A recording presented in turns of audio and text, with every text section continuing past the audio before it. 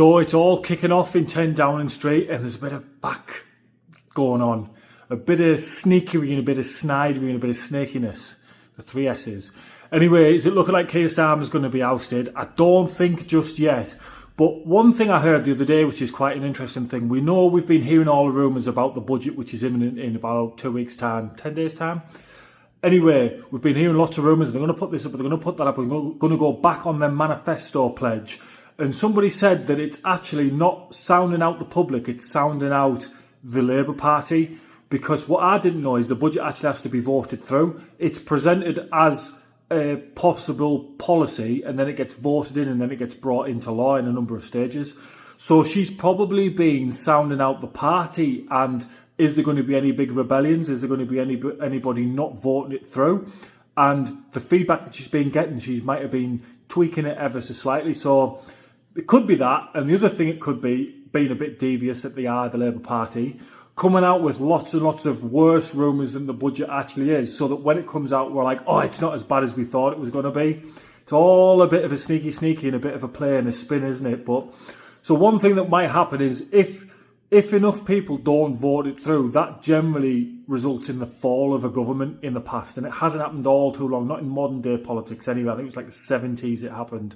No, it was actually even older than that, sorry. It was a long time ago. Anyway, the chances of that happening are very, very, very slim, but there might be a possibility where some Labour voters don't vote, they vote against it, and that would be like a protest vote, but there probably won't be enough for it not to get put through.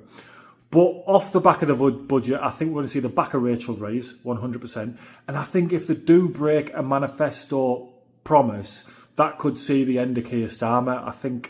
I know Wes has been, who would you rather have in? Him or David Lammy? To be honest, for the sheer absolute comedy value, I think we should have David Lammy in. I think it will be an absolute blast. I mean, I thought it was funny when Boris was Prime Minister, to be honest.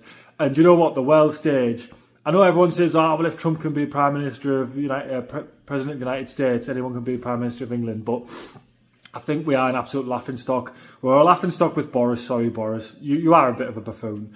And we're a laughingstock with Keir Starmer. So why not let's have David Lammy? Why not have David Lammy just getting all aggressive on the podium talking absolute nonsense because he doesn't know what day of week it is? Anyway, so yeah, all eyes on the budget. I think things are starting to ravel in number 10. And as the budget comes out and the markets react and the economy reacts and businesses start coming out and everybody starts smashing the Labour Party to bits, we'll see Rachel Reeves will disappear. And I think somebody's going to start challenging Keir Starmer. I hope everything starts unravelling and we start to see the Labour Party fall apart.